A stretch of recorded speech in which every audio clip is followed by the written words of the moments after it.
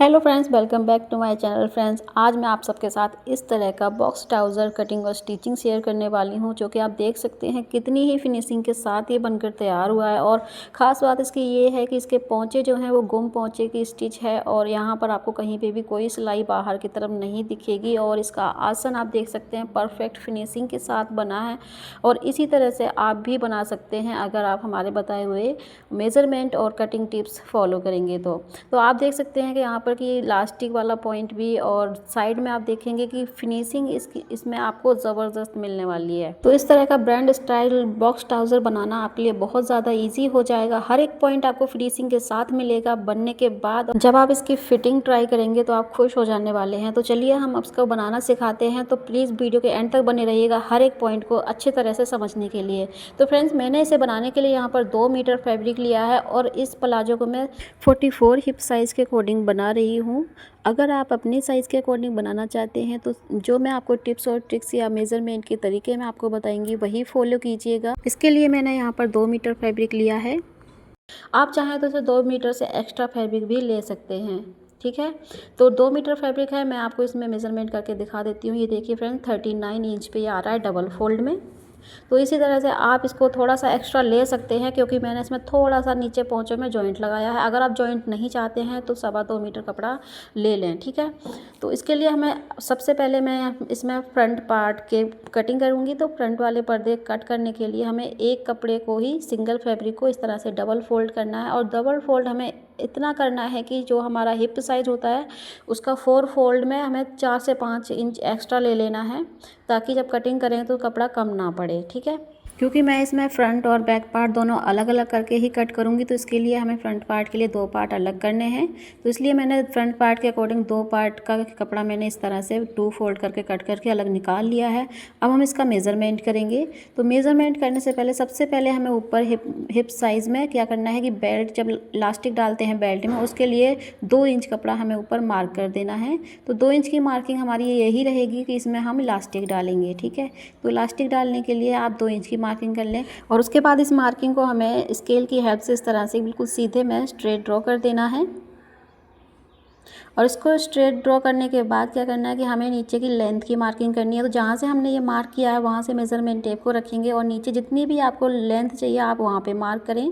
तो मैंने इसकी लेंथ 38 इंच रखी है, तो 38 इंच पर मार्क कर रही हूँ। आपकी लेंथ जितनी भी हो आप अपनी लेंथ के अनुसार यहाँ पर मार्किंग करें। तो 38 पर मार्क करने के बाद फ्रेंड्स, यहाँ पर क्या करना है कि नीचे बॉटम फोल्ड करने के लिए लगभग 3 इंच का कपड़ा हमें यहाँ पर होना चाहिए।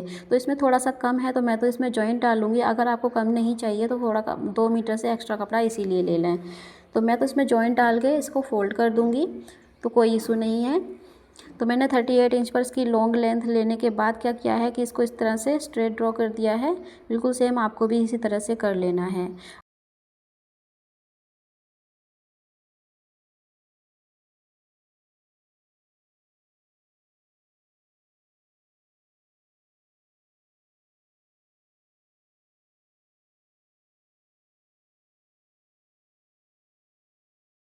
अब हम ऊपर हिप की मार्किंग करेंगे। तो हिप की मार्किंग करने के लिए सिंपल सा फॉर्मूला यही है कि हमें हिप, जितना भी आपका हिप साइज़ है उसको 4 में फ़ोल्ड कर लेना है और 2 से 3 इंच ऐड कर देना है। अगर आप लूज़ पहनना चाहते हैं तो 3 इंच ऐड कर दें, अगर थोड़ा फिटेड में पहनना चाहते हैं तो 2 इंच ऐड करें। तो मैंने यहाँ पर 40 हिप साइज़ को 4 में फ़ोल्ड किया है और उसमें 2 इंच प्लस करके यहाँ पर मार्क किया है 12 इंच पर।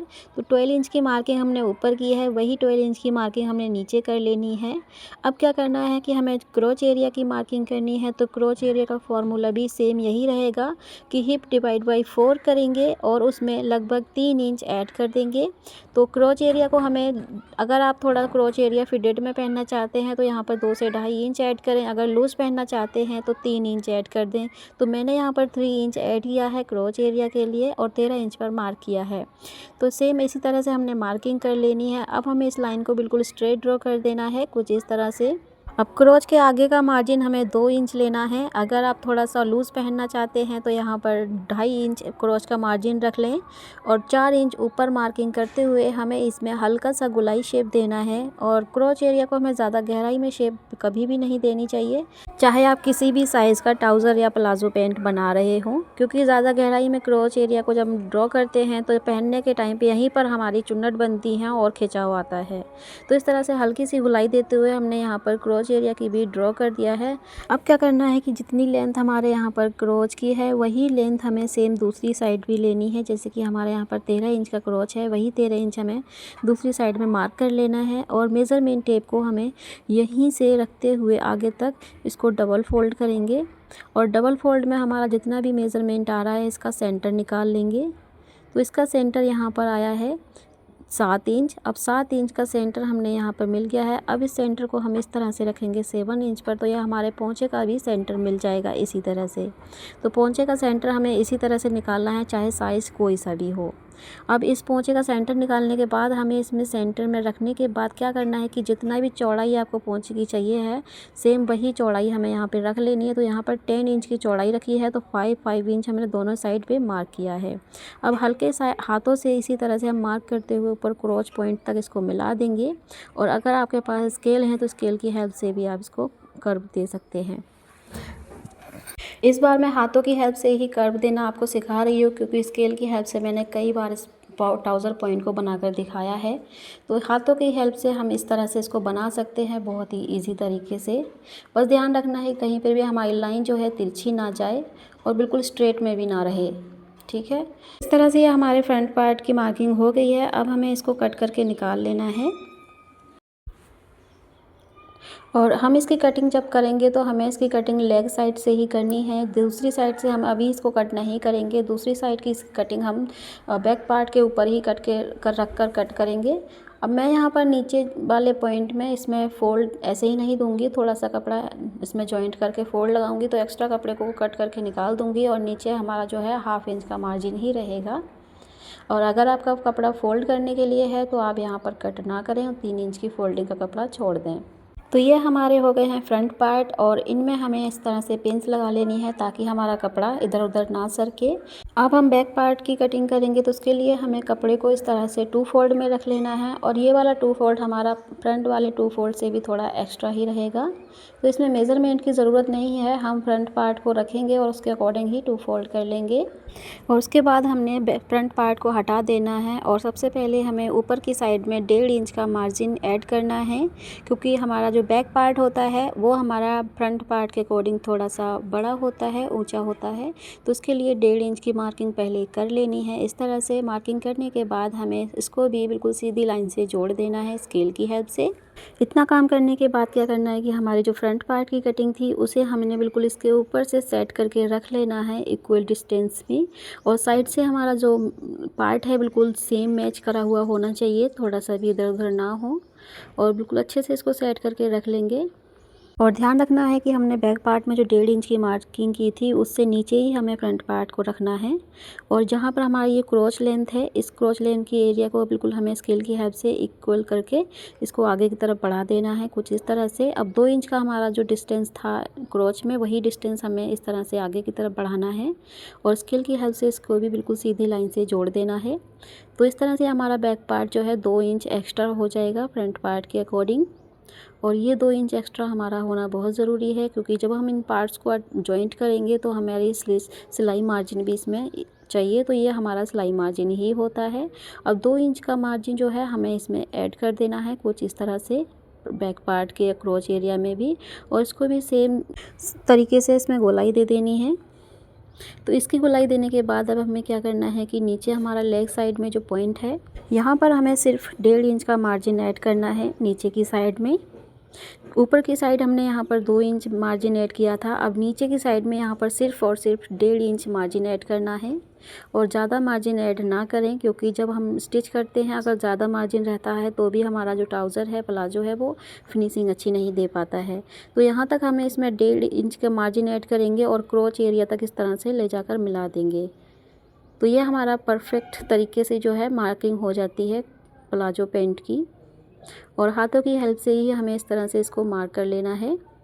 इसके बाद क्या करना है कि हमने जो ऊपर की तरफ 1.5 इंच का मार्जिन ऐड किया था, वहाँ पर हमें इसमें गोलाई देते हुए इस तरह से आगे की तरफ इसको बढ़ा देना है, तिरछे में मिलाते हुए, और इसको कट कर देना है कुछ इस तरह से। बस अब हमें इसकी भी कटिंग करके निकाल लेनी है। जब हम इसको कट कर लेंगे तो दूसरी साइड का जो हमारा मार्क था इसे भी कट करके निकाल देना है और सभी पार्ट्स को अलग अलग कर लेना है इस तरह से। तो ये हमारी कटिंग हो गई है। अब हम इसकी स्टिचिंग करेंगे, तो उसके लिए क्या करना है कि सबसे पहले हमें दोनों ही पार्ट्स के क्रोच एरिया को स्टिच करना होगा। तो उसके लिए हमें फ्रंट और बैक पार्ट दोनों अलग अलग कर लेने हैं और सबसे पहले क्रोच एरिया पर 1/2 इंच की सिलाई ऐड करते हुए इसको सिल लेना है।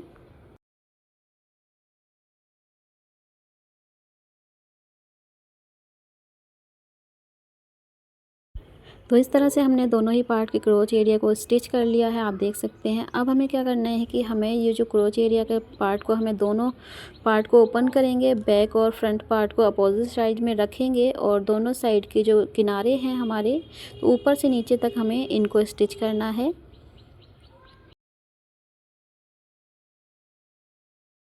तो इसी तरह से सिलाई लगा के हमने दोनों पार्ट को स्टिच कर लिया है दोनों साइड से। तो इसी तरह से हमने इसको तैयार कर लेना है। अब हम यहाँ पर नीचे पोंचों की तैयारी करेंगे, तो इसके लिए मैंने यहाँ पर पोंचों को जॉइंट करना है। तो 3 इंच की पट्टी हमने कट की है और इस पट्टी को हम इस तरह से इसके ऊपर से रखेंगे और अंदर की तरफ पलट कर सिलाई लगाएंगे। तो ये देखिए फ्रेंड्स, के ऊपर रखकर मैंने इसको स्टिच कर दिया है। अब यहाँ पर हमने प्रेस करनी है। तो प्रेस करने से ये अच्छी तरह से फिनिशिंग आ जाएगी और क्रीज भी अच्छी बैठेगी। तो यहाँ पर क्रीज बैठा ली है हमने, इसको फोल्ड करके प्रेस कर लिया है। अब हम इसके पोंचों को गुम सिलाई के साथ कैसे स्टिच करेंगे वो देखेंगे। तो इसके लिए हमें ऊपर तक यहाँ पर सिलाई लगानी होगी। तो चलिए मशीन पर चलते हैं गुम पोंचों की सिलाई के लिए। तो इसके लिए हमने यहाँ पर ये जो प्रेस लगाई है, अब मैंने तो यहाँ पर इसमें पट्टी जॉइंट की है। अगर आपकी पट्टी जॉइंट नहीं है तो आप इसी तरह से आप इसमें प्रेस लगा लें और फोल्ड कर लें अच्छी तरह से कपड़े को। तो ये फोल्ड करने से क्या होगा, जब हम इस पर सिलाई लगाएंगे तो अच्छी फिनिशिंग के साथ सिलाई लग जाएगी और फिनिशिंग भी अच्छी आएगी और सिलाई लगाने में कोई दिक्कत भी नहीं आएगी। तो अब क्या करना है कि हमें सबसे पहले यहाँ पर नीचे वाला जो पार्ट है वो ओपन रखना है और दूसरे वाले पार्ट को, यानी कि ऊपर वाला जो पार्ट है हमें इसे फोल्ड करके ही रखना है इस तरह से। और नीचे वाला पार्ट हमारा जहाँ पर क्रीज है बनी हुई, वहाँ तक हमें इसको सेट करना है और नीचे वाले पार्ट को हमें इस तरह से ऊपर ओवरलैप कर देना है कुछ इस तरह से। और दोनों की जो फोल्ड पॉइंट है उन्हें मैच कर लेना है और आपको जितनी फिटिंग लगानी है आप अपने अकॉर्डिंग यहाँ पर फिटिंग लगा लें। तो 1/2 इंच का इसमें सिलाई मार्जिन ऐड किया है मैंने, तो 1/2 इंच के सिलाई मार्जिन ऐड करके इसी तरह से हमें ऊपर तक सिलाई ले जानी है। तो सेम तरीके से ही हमें दोनों ही पोंचों को स्टिच कर लेना है। तो जब हम इस पर सिलाई लगा देंगे, अब हमें इसको फ़ोल्ड करना है। तो फ़ोल्ड करना भी बहुत ईजी है, इस तरह से हम इसको रखेंगे और फ़ोल्ड कर देंगे। तो ये देखिए बहुत ही आसान तरीके से फ़ोल्ड हो जाएगा। अब चाहे आप इस पर तुरपाई करें या सिलाई लगाएं, तो मैं आपको इसमें सिलाई लगा कर दिखाई रही हूँ, क्योंकि तुरपाई वाला पोंचा मैंने ऑलरेडी वीडियो बना रखा है। अगर आपको तुरपाई वाले पोंचे का वीडियो देखना है तो आपको उसका लिंक डिस्क्रिप्शन में मिल जाएगा, आप वहाँ से जाकर आप देख सकते हैं। तो ईजीली यहाँ पर सिलाई लग जाएगी। इसके ऊपर से हम रखेंगे पोंचे को और बड़े ही आसान तरीके से इसमें सिलाई लग जाती है। आपको कोई भी झंझट करने की ज़रूरत नहीं पड़ेगी और कपड़ा भी कहीं से भी इसमें इधर उधर नहीं होगा। तो ये देखिए फ्रेंड्स, सिलाई लगने के बाद बहुत ही फिनिशिंग के साथ ये तैयार हो गया है। सेम तरीके से ही हमें दोनों ही पोंचों को तैयार कर लेना है। अब क्या करना है कि हम ऊपर लास्टिक वाले पॉइंट को स्टिच करेंगे। तो लास्टिक वाला जो हमारा नेफा है इसे हम इस तरह से फ़ोल्ड करेंगे और जितनी चौड़ी आपकी लास्टिक है आप उसी के अकॉर्डिंग यहाँ पर इसको फ़ोल्ड करें। तो यहाँ पर फ्रंट पार्ट से इसको तैयार शुरू करते हुए हम इसको गोलाई में स्टिच करेंगे। और ध्यान रखना है कि जब हमारा बैक पार्ट आता है तो थोड़ा बहुत तो झोल जैसा आता ही है। अगर ज़्यादा झोल आ रहा तो थोड़ी थोड़ी चुन्नट डाल दें, और वरना ये बहुत ईजी तरीके से फ़ोल्ड हो जाता है। और थोड़ी सी जगह इसमें लास्टिक डालने के लिए छोड़ दें, जैसे कि यहाँ पर मैंने छोड़ी है। अब लास्टिक को लेना है। लास्टिक आप अपने कमर साइज़ के अकॉर्डिंग लें और कमर साइज़ जितनी भी है आप उसमें से 3 से 4 इंच लास्टिक को कम कर ले लें। जैसे कि अगर आपकी कमर 28 इंच है तो उसमें से 3 इंच कम कर आप 25 इंच की लास्टिक ले लें। तो यहाँ पर मैंने लास्टिक ले ली है अपने कमर साइज़ के अकॉर्डिंग, और इसकी जो हमने जगह छोड़ी थी वहाँ से लास्टिक को इंसर्ट करते हुए गोलाई में डाल देंगे। उसके बाद हमें इलास्टिक को इस तरह से जॉइंट लगाकर इसको सिक्योर कर लेना है और इलास्टिक को खींच के हमें इस तरह से इक्वल कर लेना है। और जो पॉइंट हमारा खुला हुआ था इसको भी स्टिच करके बंद कर देंगे। और फिर उसके बाद ऊपर से हमें इसमें एक सिलाई लगा लेनी है ताकि जो हमारी इलास्टिक है वो फोल्ड ना हो या फिर पलटे नहीं। तो अच्छी तरह से ये इलास्टिक भी डल जाती है। तो चलिए अब हम इसका फ़ाइनल लुक देखते हैं फ्रेंड्स। तो ये देखिए फ्रेंड्स, इसका फ़ाइनल लुक है। आप देख सकते हैं ये बनने के बाद बहुत ही अच्छी फिनिशिंग के साथ तैयार हुआ है। और अगर आपको ये वीडियो पसंद आया हो तो प्लीज़ चैनल को सब्सक्राइब ज़रूर कर लेना और वीडियो को शेयर ज़रूर कर देना, कम से कम अपनी एक दोस्त के साथ। और चैनल को सब्सक्राइब करके बेल आइकन को प्रेस करना बिल्कुल भी मत भूलिएगा ताकि हमारी जो नई वीडियोज़ हैं वो आप तक सबसे पहले पहुंच सकें। और अगर आपको कुछ समझ ना आया हो तो कमेंट करके सवाल ज़रूर से कर लिया करें, क्योंकि हमें आपके हर एक कमेंट का सवाल का जवाब ज़रूर से देती हूँ। कोई सा भी कमेंट स्किप नहीं होता है। तो चलिए मिलते हैं आपको नई वीडियो के साथ। तब तक के लिए अपना खूब सारा ख्याल रखिएगा। Thank you so much for watching.